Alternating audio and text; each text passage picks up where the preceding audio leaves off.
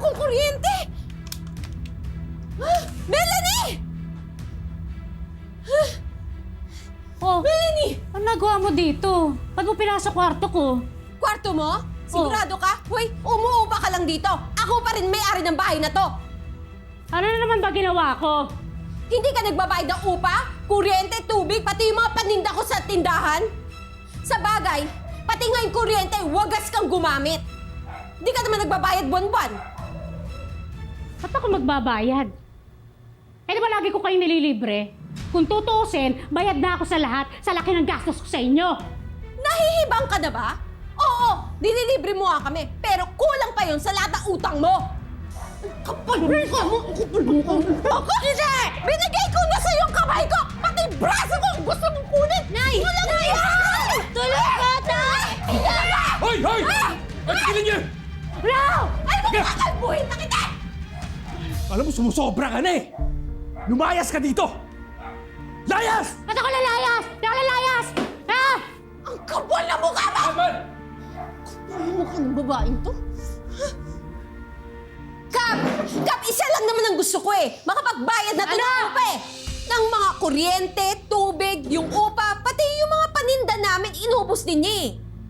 Kap, tiligtas ko ang buhay ng anak niya, Kap! Ha? Kung hindi dahil sa akin, wala na yung anak mo! Kung tutuusin, dapat ako nga naniningil sa kanila eh. Paano? Ano nilibig? Ba buhay yung pinag-uusapan? Buhay yung pinag-uusapan dito! Binigyan mo lang ako ng isang paracetamol.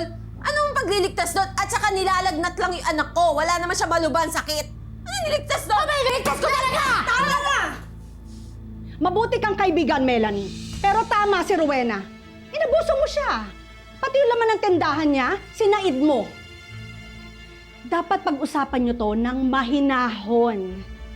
Sayang naman ang pagkakaibigan ninyo. Kap, sasabihin ko na ho yung totoo. Kap, yung nanay ko ho, may sakit ho, nasa probinsya, kaya hindi ho ako makapagbayad. Kap, pasensya na po ah. Wen, pasensya ka na. Kasi yung totoo niyan, wala na natitira sa sweldo ko, Weng eh. Lahat napupunta kay nanay.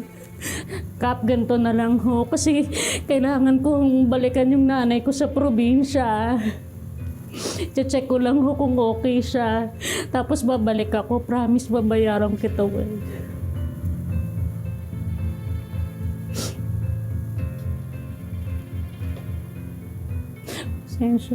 Pasensya na kayo.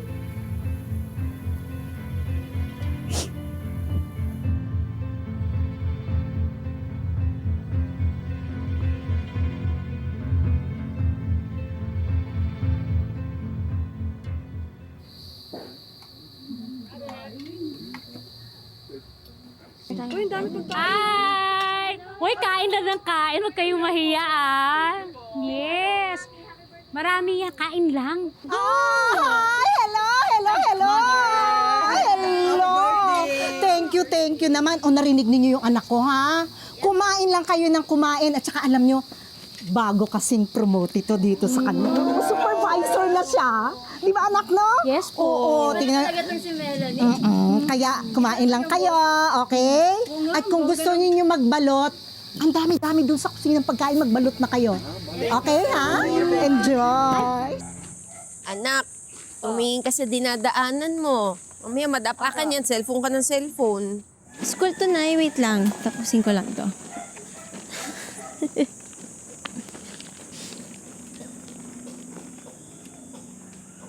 Anak, tingin ko pwede ako dyan. Pwede ako mag-apply. Baka kailangan nila ng part-time. Kayang-kaya ko yan. Street sweeper? Nay, kailangan ba talaga? Wag na, ma. Oo naman. Dagdag kita din yan. Hindi naman sapat yung kinikita ko at saka yung sweldo ng tatay mo. Pero, Nay, magwawalis ka po ng daan? Oo. Bakit? Anak, marangal na trabaho yun, no? Yung paglilinis at pagwawalis ng kale, maayos yun. Pagdating sa trabaho, walang maliit o malaking trabaho. Oh, sige, Nay. Okay? Pero, bakit di nyo na lang po kasi paalisin si Tita Lani, dun sa room for rent natin. Total, di naman siya nagbabayad na di ba? O sayang yung kikitain niyo sa upa. Anak, hayaan mo na ang tita Lani mo.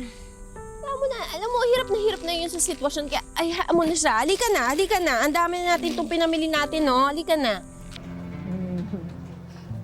Anak, magsabi ka sa akin ng totoo, ikaw ba talagang na-promote o baka char-char mo lang yan, ha? Ma, sumakay ka na lang. Kaya mong mainggit yung mga patay gutom na yan sa atin. Oh, at saka yung kinukwento mo sa akin, na utang mo kay Rowena. Baka mamaya sisingilin ka na nun, ha? Palayasin ka pa doon sa inuupahan mo. Ba't naman ako magbabayad? Tsaka ba't ako aalis? Eh, lagi ko naman sila nililibre.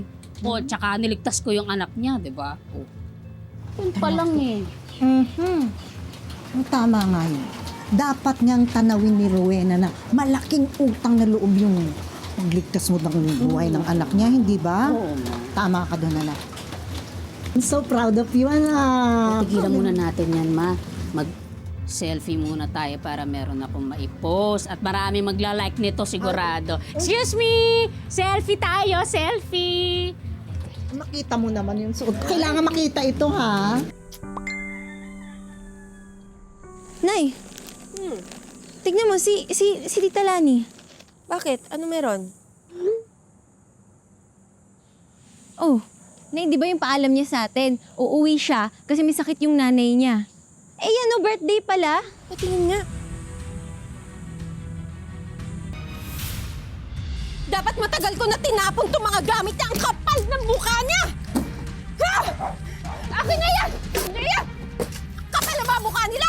Mahal ko, gusto mo sunugin natin lahat. Ay naku, sunugin mo lahat yan! Mama, para mo, tita, para mo! Sandali lang. Ano ginawa niyo sa gamit ko? Mamahalin niyo mga yan. Oo! Ano to? Bakit ninyo ginanyan yung mga gamit ng anak ko? Anong karapatan ninyong ganyan? Ang mahal-mahal niyan! Anong karapatan ko? Karapatan ko kasi bahay ko to! Sinungaling ang anak mo! Ang dami niya atraso, hindi siya nagbabayad! Pero meron kang pambayad sa birthday niya! Ay! Gingit na inggit ka sa birthday ko? Bakit? Akala mo kung sino ka? Samantalang ang pangit-pangit naman ang bahay mo? Kaya pala ganyan ugali mo, Melanie! Kasi nagmana ka dyan sa nanay mo! Ay! Kailang niya! Tama na! Lumayas kayo! Tama na! Hindi ako aalis kayo! Tama na! Lumayas kayo! Ano papasok dito? Iya kayo! Hindi ako lalayas! Lumayas kayo! Hindi ako lalayas! Lumayas kayo! Ang tao raw na sobrang buti ng puso, madalas inaabuso. Sa kaso ng BFF ni Rowena, hindi na nga ito nagbayad ng renta.